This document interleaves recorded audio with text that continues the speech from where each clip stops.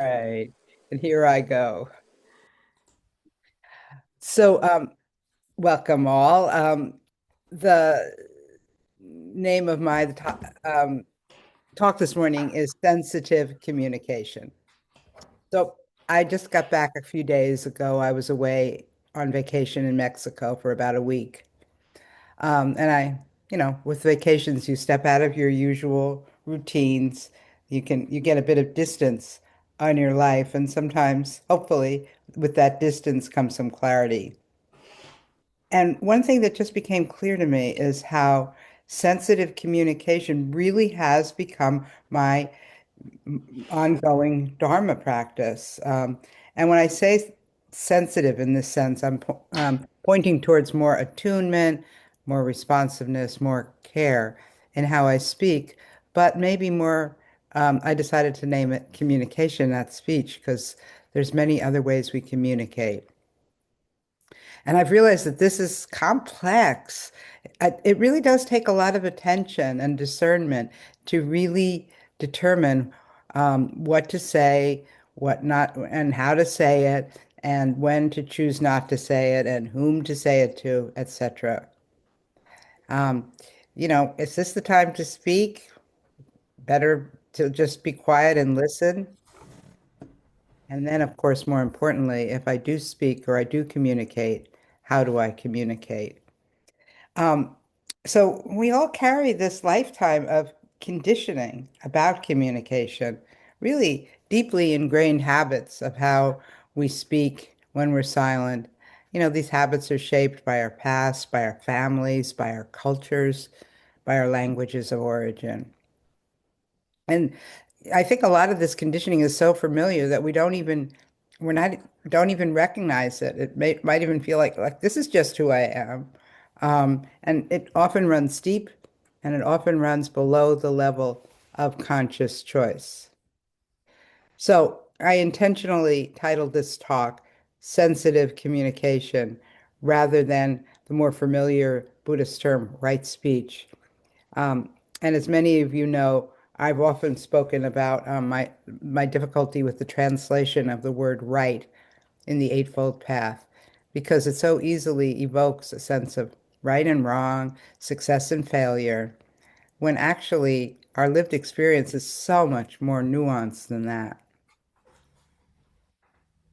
So, but today, not only am I choosing not to use the word right, I'm choosing not to use the word speech, um, because it tends to limit us to the spoken words, and so much of how we communicate is nonverbal.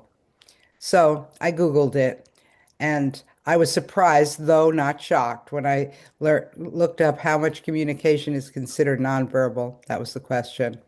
And what I got was a commonly cited figure is that nonverbal communication accounts for about 93% of a message's impact. Wow. 55% is body language, which I'm sure that changes on Zoom. That's probably a whole other area of research, but 55% is body language, 38% is tone of voice, and 7% is words.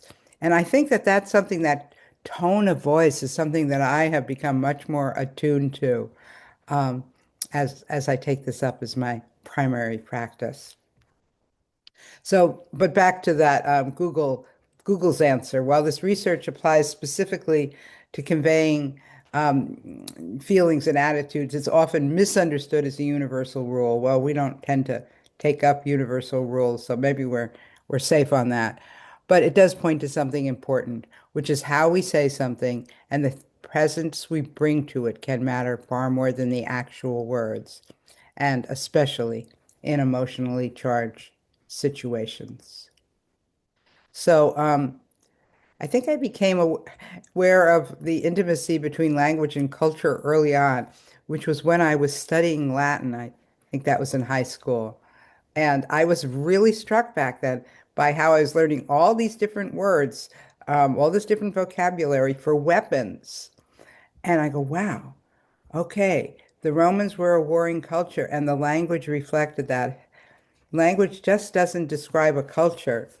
It actually, I believe, reinforces what a culture values and its practices. So, another early influence that I could recall was a language spoken in my home. My parents spoke Yiddish. When they didn't want us to know what they were talking about, they would just shift into Yiddish, and we couldn't understand them, so they had their privacy. But I did learn some Yiddish words. And when I speak of them, when they come to my mind now, they carry this emotional texture. It just doesn't translate into English. Mazel tov and congratulations. It's like it's a really different feeling quality, although it's got the same content. And but the Yiddish words, they kind of hold a kind of nuance or sometimes humor, longing, irony. It's fuller. It's much more full emotionally. And then there was, of course, our family modeling. And in my case, my father talked a lot. Unsurprisingly, I have a tendency to talk a lot. This, you know, is more conditioning. It's easy to see it as a flaw, not a virtue, but really it's just something I have to know and work with ongoing. And of course, we become adults. We don't, the conditioning continues, it continues throughout our lives. We move through different subcultures, communities, and eras, each with their own norms about what can be said and how. Words that were often forbidden, like the F word, are feels like when I watch TV, it's like every sentence in some shows. So words that once felt neutral may later feel harmful. And of course, there's a lot of um, stuff going on in our political world about that. Communication is never static. And personally, I have a direct style of communication, which I know at times can land as too sharp. People perceive that I'm trying to take power over. So I try to pay attention and I try to sense into the timing, tone, and intention so my words don't leave others or myself feeling shamed and defensive. Instead, I tried to be more caring in my speech. Again, that's the practice. So, as you, of course, I'm sure you would know this, but what we say or don't say is always situational. It depends on who we're speaking to. This is really obvious with young children. We wouldn't speak in the same way to young children. Um, but now, as I age, as we age, many of us, most of us, um, many of us are going to encounter cognitive challenges. Another situation that calls for speech that's understandable and kind. Now, my partner once said that our dearly departed cat could only understand English when it was about things that concerned her, like her food or her petting or her sleeping places, or when we were leaving or when we were coming back. Now, I'm not sure that's entirely true, but there was something sweet and instructive in that observation. Perhaps communication is always, at some level, about meeting another where they're at.